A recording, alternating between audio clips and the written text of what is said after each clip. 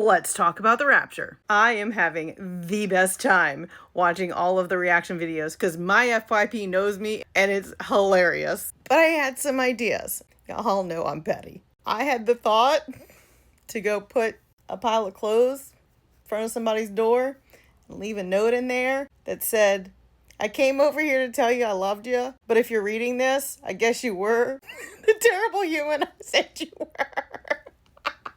Look, they traumatized us for decades about finding clothes all over the house, and we didn't go. I think it's only fair. If somebody keeps talking to you about the rapture and how it's going to happen, you just tell them, thank you for helping with the reduction of the population. Have a fun trip. You have not deconstructed this rapture thing, you may actually be struggling today with what this brings up for you. And I just want to tell you that do your research. This didn't start to be taught until the 1800s. The quick rundown.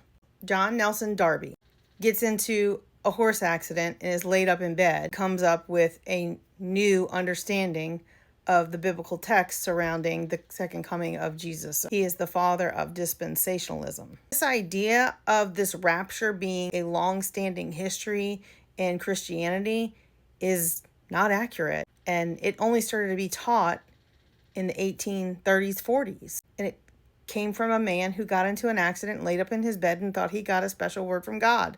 What does that sound like? Because Joseph Smith was around that same time.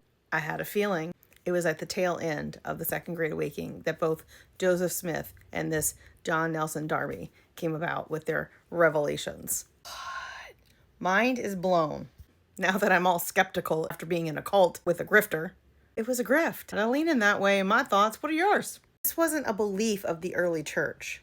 Prior to this, for almost 2,000 years, that wasn't part of the teachings. So you have to think to yourself, why did they come up with these new revelations? And why are people clinging to them when they're not part of the early church's teachings? And then I was listening to Dan McClellan, the text that surround the whole meeting Jesus up in the air with the clouds and all that. He was discussing how it was symbolism of how they greeted the rulers when they were triumphant and met them outside the gates and brought them in.